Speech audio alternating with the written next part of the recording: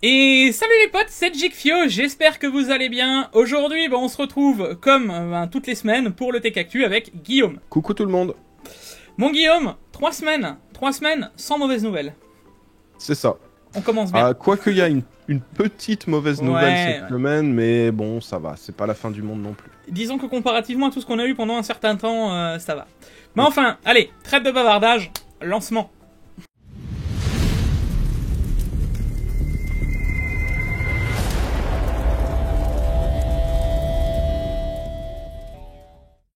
Bon du coup Guillaume, ce coup-ci, je vais pas l'oublier parce que on me l'a assez répété dans les commentaires. Donc ce coup-ci, je vous demande le like, l'abonnement, la cloche, les réseaux sociaux dans la description. Il faut y penser, c'est maintenant une habitude que je vais y penser. C'est bon les gars, j'ai compris dans les commentaires.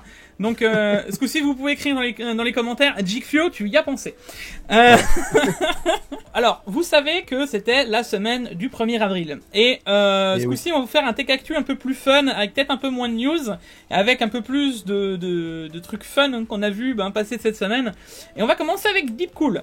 Alors Deepcool qui ont sorti un PC all-in-one, enfin c'était leur poisson d'avril, voilà. C'est un frigo avec une liquide nitrogène cabine pour mettre l'azote liquide, on sait jamais, tu vois. De l'autre côté, on peut mettre de la glace sèche, c'est de la glace carbonique, tu vois, pour overclocker. Avec des slots pour les SSD, pour les HDD, avec 8 slots de RAM, c'était trop rigolo. Moi ce que j'ai bien aimé, alors c'est juste une photo, hein, mais c'est juste que tu peux mettre un Ryzen et un Intel en même temps, tu vois. Voilà. il y a les deux sockets. Ouais, c'était une bonne idée, moi j'ai bien rigolé. Et surtout qu'ils ont dit qu'il y avait un prix de lancement. Alors il y a Rocat aussi, Jig, qui s'est amusé à faire des petites blagues. Alors ils l'ont teasé pendant pas mal de temps, hein. Ça a commencé le 24 mars. Ouais. Avec une petite balance où on voit le poids réduire de 69 grammes jusqu'à 0 grammes. Ensuite, le 26, avec une sorte de bonbonne de gaz. Le 28, un endroit où on peut remplir avec cette bonbonne de gaz. Pour finir, voir une vidéo d'une souris qui s'envole. Donc voilà, la première souris à l'hélium selon Rocat, donc la souris la plus légère possible qui s'envole parce qu'elle a de l'hélium à l'intérieur. Donc voilà, c'est drôle, ça se trouve quelqu'un va le faire un jour, hein, on sait pas. Hein. Attends, parce que ça c'était le teasing le 30, mais regarde ce qui est sorti le 1er. Alors là, il y a 15 secondes Guillaume, je vais leur mettre le son pour qu'ils voient la vidéo. Allez, c'est parti.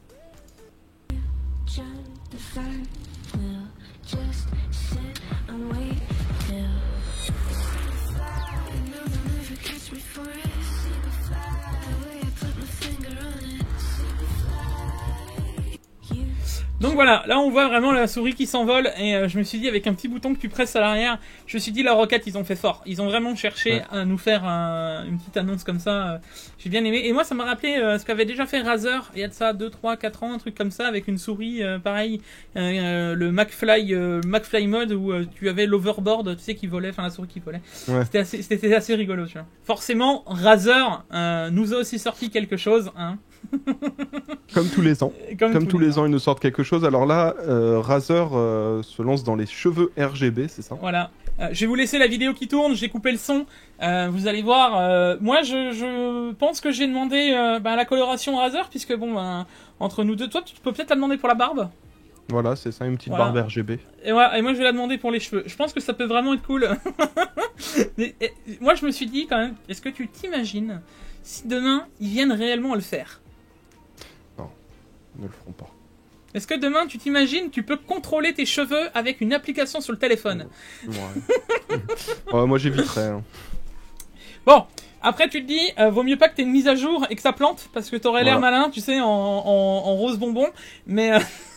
mais bon, c'était fun quand même, parce que comme d'habitude, ils ont tourné leur petite pub comme si c'était un vrai commercial, quoi. Ouais, et derrière, ils ont publié surtout un filtre où tu le vois fonctionner.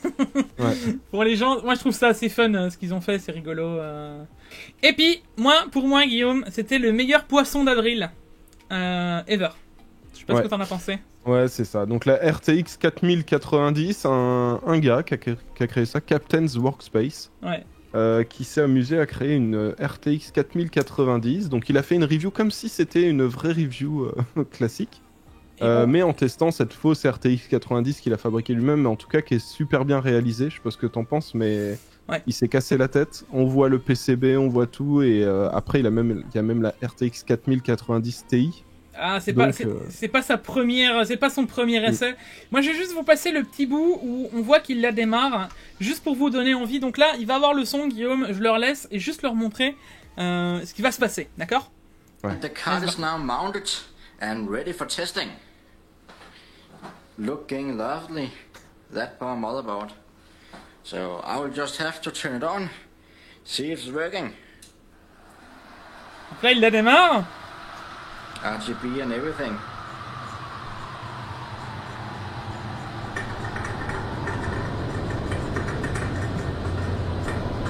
And it seems like it's working.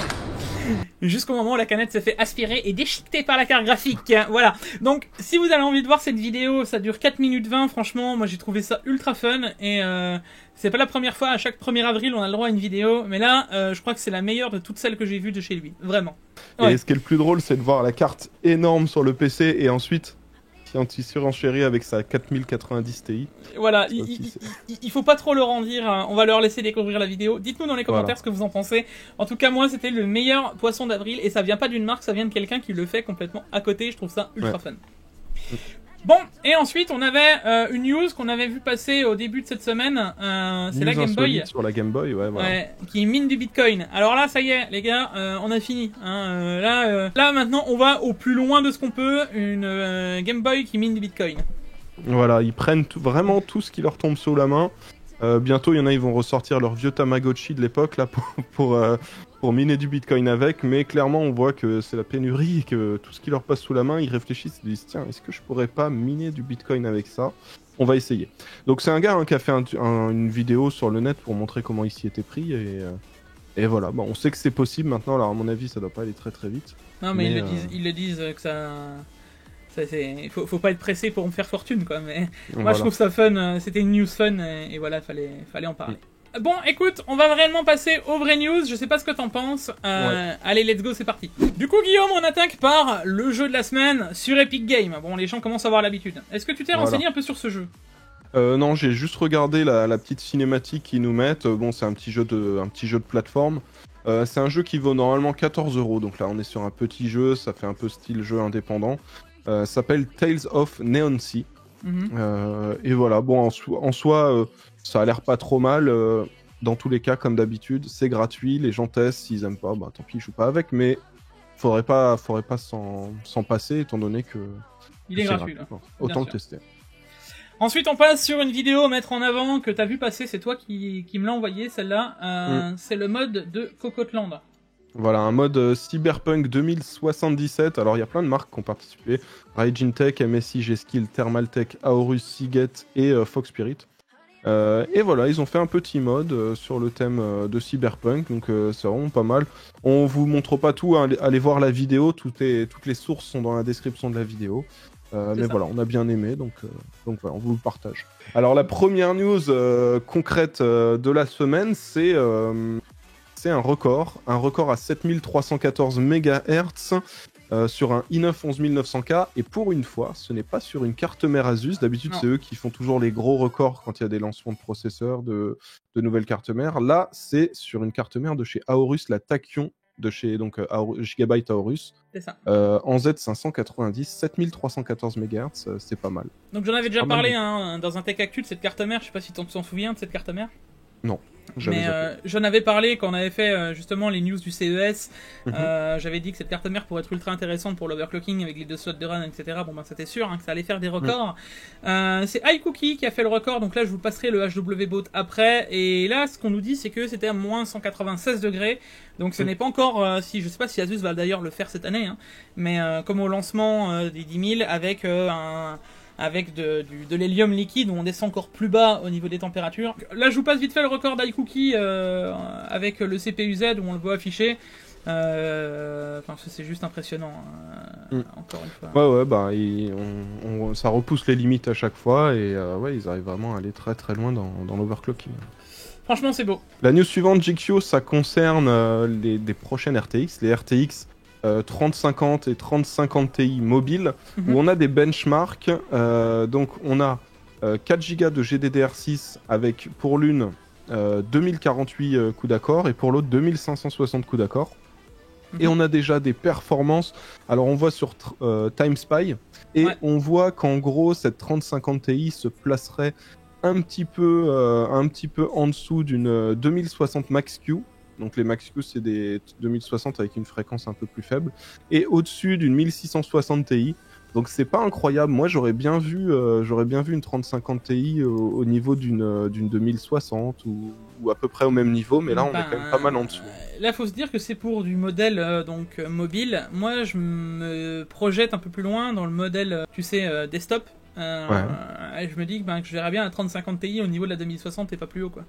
Au final ça collerait avec la 3060 qui est équivalente à une 2060 Super, tu vois, donc ça se discute. Alors la news suivante, on parle d'NVIDIA et du Resizable Bar, avec mon accent anglais super perfectionné. Donc, je t'avoue que moi, j'ai vraiment peur de le dire, genre Resizable Bar, tu vois. Voilà. Bon, j'ai essayé de faire un peu l'accent, mais c'était un peu ridicule.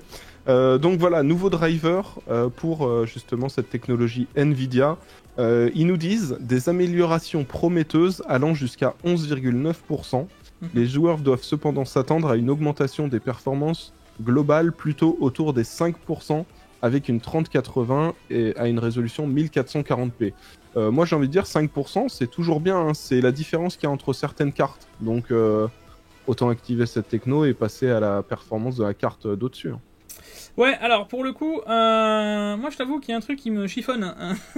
Bon, moi tu sais que j'avais dit que j'attendais justement qu'NVIDIA le mette en disposition pour pouvoir le tester avec le SAM et les mettre toutes les unes avec les autres. Donc ça y est, on y arrive, tant mieux. Le problème, c'est qu'il va falloir mettre à jour le microcode de ces cartes graphiques. Donc ce qui veut dire qu'il va falloir mettre à jour le BIOS. Comment dire Est-ce que monsieur tout le monde va être apte? Alors certes ils ont tous développé leur petit logiciel, t'as vu, EVGA, MSI, etc. Tout le monde est à jour, mais est-ce que s'il se passe un problème, est-ce que c'est pris en garantie? Est-ce que si la carte vient être HS, moi je me mets plein de films dans ma tête. Et je me dis, mais pourquoi, s'ils savaient qu'ils allaient faire cette techno au même titre que le truc pourquoi ils l'ont pas mis dès le début, hein. Mais pourquoi ne pas l'avoir mis de base en fait dedans et avoir chargé tout de suite ça dans encore une fois, j'ai l'impression que c'est un truc dernière minute, tu vois. Voilà, il y en a qui ont déjà du mal à mettre à jour leur pilote graphique, alors leur dire de mettre à jour le BIOS de leur carte graphique. Je veux dire, c'est pas sûr que tout le monde le fasse. Voilà, et au final, pour le dire, tu vois, du côté des cartes graphiques en RTX 3060, c'est déjà fait, tu vois. Donc pourquoi ne pas l'avoir fait? Si tu le fais dans les 3060, pourquoi tu l'as pas fait toute fin? C'est une histoire encore d'optimisation et de communication à mon sens, mais je trouve ça un peu dommage la façon dont c'est fait encore une fois. Quoi. Une autre bonne nouvelle, c'est l'arrivée du 4 nanomètres d'ici la fin de cette année chez TSMC. Bon. On avait, il y a 2 TKQ, je crois, parlé qu'ils allaient libérer et laisser de l'air au niveau d'AMD. On sait que c'est Apple qui pousse vraiment pour descendre à mort dans les nanomètres, tu vois. Voilà, 5 nanomètres pour Apple depuis quelques mois. Début de la production de masse en 3 nanomètres pour 2022. Donc, entre les deux, comme ils nous disent, il va y avoir le 4 nanomètres. On attend de voir. Il y aura peut-être du retard, hein, c'est souvent le cas. Mais voilà, c'est plutôt bon signe de voir que ça y est, c'est dans les projets. Il y a des dates qui sont en train de se fixer de leur côté. Et donc... Et c'est bon à voir, comme il le signale, tu vois, la pénurie d'eau qu'on avait parlé, il y a de ça aussi 3-4 TKQ, ne semble pas les ralentir. Donc au final, c'est une bonne nouvelle et on va voir ce que ça donne au fur et à mesure. Quoi. La news suivante, alors ça va être intéressant quand ça va sortir, un 5700G GQ. Et alors je sais pas ce que t'en penses, donc là on voit qu'il y a eu des leaks là-dessus, mais pour moi le 5700G sur la période actuelle ça peut être intéressant parce que je reçois plein de MP d'abonnés qui me disent « Oh j'arrive pas à trouver de carte graphique, j'ai tout sauf la carte graphique, etc. » Là, moi ce que je vois c'est des gars qui vont pouvoir prendre un 5700G, jouer avec ça en attendant qu'il y ait des GPU à des prix corrects. Alors ils pourront pas jouer dans des bonnes conditions, ce sera en lot, etc. Mais en attendant, ils auront quand même quelque chose. Voilà, ça fera l'affaire le temps qu'il y ait une carte graphique à un prix abordable et correct. Et puis, une fois qu'ils ont rajouté une carte graphique, ils ont quand même un très bon processeur pour jouer. Donc, je pense que ça peut être la bonne solution en attendant les stocks. Donc là, on peut voir que il est aussi performant que le 9900K, donc plus performant pour le coup. Moi, je pense qu'il vient vraiment se placer finalement entre les Intel 9000, etc. Tu vois, même peut-être un 10700K et le 5800X. Donc effectivement, ça pourrait laisser entrevoir un bon processeur pour le gaming par la suite et le fait d'avoir un APU graphique en attendant qu'il soit un minimum performant, quoi. Voilà, en attendant que la 4090 qu'on a vu un peu plus tôt dans cette vidéo soit disponible. Tout à fait. Alors la news suivante, c'est la petite mauvaise nouvelle dont on vous a parlé, mais ça va, c'est pas la fin du monde avec tout ce qu'on a vécu là en 2020-2021. Ça, c'est pas grand chose. Le prix de la RAM va augmenter de 10% au second trimestre. Donc ceux qui veulent acheter de la RAM actuellement, faites-le maintenant parce que ça a déjà commencé à augmenter. Je sais pas si vous avez surveillé un petit peu les prix récemment, mais les prix ont déjà commencé un peu à augmenter. Ça devrait augmenter de 10% au second trimestre. Bon, c'est pas la fin du monde, mais voilà, si vous avez besoin de RAM, achetez-la maintenant, ça vous permettra de faire des petites économies. À voir aussi l'augmentation. On savait que la RAM était en train d'augmenter depuis un certain temps, mais bon, on sait aussi qu'ils sont en pénurie de composants en général, donc c'est pas vraiment étonnant non plus. Et ça va bien avec le reste, j'ai envie de te dire. Bon, du coup les potes, comme on vous avait dit, il n'y a pas vraiment beaucoup de news qui sont sorties cette semaine, et là maintenant on va s'attaquer aux sorties de la semaine. C'est pour vous dire qu'on a été vraiment très court et précis dans les news. Voilà. Alors la première annonce dont on va parler, c'est une carte mère de chez MSI, la Z590 Ace. Ouais. Gold Edition. Alors quand j'ai vu ça, je me suis dit quoi ? Ils m'ont envoyé une Ace et ils m'envoient pas cette version-là qui est magnifique. J'étais un peu déçu, je vais peut-être leur demander ou sinon je me l'achèterai. Mais je sais pas ce que t'en penses, je la trouve vraiment super réussie, niveau design. Alors pour le coup, là sur la table j'ai justement la Ace classique. Et, je la trouve déjà super jolie. Une fois allumée, elle est très sobre une fois éteinte, et une fois allumée, elle est aussi très sobre mais RGB, tu vois. Et, et là pour le coup, par contre, elle claque vraiment en blanc tamisé or, comme ça, c'est vraiment ultra sympa, quoi. Avec des petites G-Skill Trident Z Royal en or, ça peut être vraiment pas mal, ou même en argenté. Ouais. Je pense que ça peut rendre très bien sur une carte mère comme celle-ci. GQO là chez lui, je lui ai ramené chez lui, il a pas encore fait les tests poussés, mais de ce qu'on en a vu, elle a l'air très correcte cette carte, donc on peut pas encore vous dire à 100% si c'est du très très lourd ou pas, mais de ce qu'on en a vu, c'est plutôt correct. La gamme A, c'est une bonne gamme, elle fait partie des plus hautes gammes chez MSI. Je m'inquiète vraiment pas trop pour le test, comparativement à d'autres cartes mères, tu vois. Voilà, ce sera 450 € pour ceux qui se demandent. Voilà. Alors ensuite, il y a deux écrans. annonces de produits, voilà, 2 écrans. Ça, j'ai dit à Jig de l'intégrer parce que j'avais une question à vous poser à tous. Alors, Gigabyte sort son écran 43 pouces 4K 144 Hz, mais du coup qui sera pas mal aussi pour jouer sur console. Et Asus fait pareil avec le XG43UQ. Toujours 43 pouces, 4K 144 Hz, et donc c'est des écrans avec de la HDMI 2.1, ce qui permet de faire passer de la 4K 120 de la console vers le moniteur. Alors la question que j'avais, c'était, là je prépare une vidéo où je vais possiblement offrir un setup console à un abonné, donc j'offre une Xbox, j'offre le casque Xbox, j'offre, voilà, enfin il y aura pas mal de trucs, et j'hésite entre mettre un vidéo proche 4K prévu pour les consoles ou un écran de ce genre. Que pensez-vous ? Est-ce que vous préférez un écran ? Est-ce que vous préférez un vidéoprojecteur ?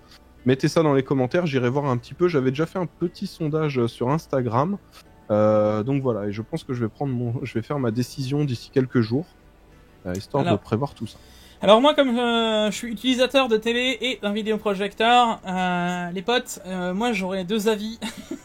1, si vous avez pas un grand mur chez vous, vous allez être embêté. 2, si vous avez un grand mur chez vous et une salle sombre, vous allez kiffer. Donc voilà, ça dépend un peu de la configuration. Et moi je pense qu'il y a autre chose à prendre en compte, c'est que l'écran, même si c'est un excellent écran pour console, ça reste aussi un excellent écran pour PC. Ah bah bien sûr. Et voilà, ça permet de jouer sur un très grand écran. Bon, faut un petit peu de recul quand même. Tu prends un plan de travail d'au moins 80 cm minimum et tu plaques la télé au mur. Mais alors je précise, c'est pas des télés, ce sont des écrans. J'ai peut-être dit télé là depuis tout à l'heure, mais c'est des écrans. Donc tu plaques l'écran au mur, tu prends un plan de travail de 80 cm, tu joues sur un très grand écran en 4K 144 Hz à Doom. Je pense ça doit être le kiff. 43 pouces quoi, enfin, c'est grand 40, enfin ouais, au moins ça ouais. Ouais, c'est grand, c'est pas grand, mal. C'est très grand 43 pouces. Donc voilà, mettez-moi dans les commentaires ce que vous en pensez. Est-ce que c'est mieux un bel écran dédié comme ça au gaming ou un vidéoprojecteur. Voilà. Et d'ailleurs, il y a une dernière news. Dernier produit, enfin les 2 derniers produits dont on vous parle, c'est des boîtiers de la marque Cougar.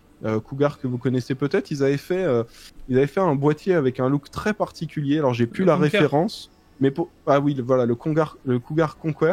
Et pour ceux qui connaissent le Antec Torque, ils se ressemblent beaucoup ces 2 boîtiers. Sachant que le Antec Torque était sorti un petit peu après. Et donc là, Cougar, ils nous sortent des boîtiers qui ressemblent beaucoup plus à des boîtiers classiques. Et ils m'ont l'air pas mal. On a de l'aluminium brossé, on a des vitres en verre trempé.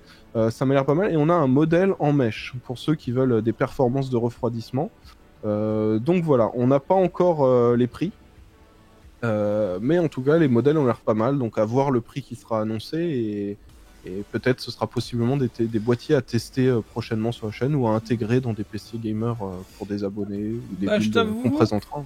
Pour le coup, que ce soit le Mesh ou le MX670, je sais pas ce que t'en penses, mais sur l'avant, j'ai l'impression que t'as quand même un bel espace pour les ventilateurs pour qu'ils puissent aspirer l'air. Hein. Ouais, dans tous les cas, je pense que même la version classique 670 RGB, je pense pas qu'il y ait des problèmes d'airflow, mais faut toujours voir. Après, c'est difficile à voir avec les images en 3D comme ça, qui sont pas en très haute résolution. Mais ça fait vraiment quali, surtout le premier avec l'aluminium brossé. Ça fait très très très quali. Donc moi à voir de près. J'aime bien aussi la conception, ça a l'air pas mal.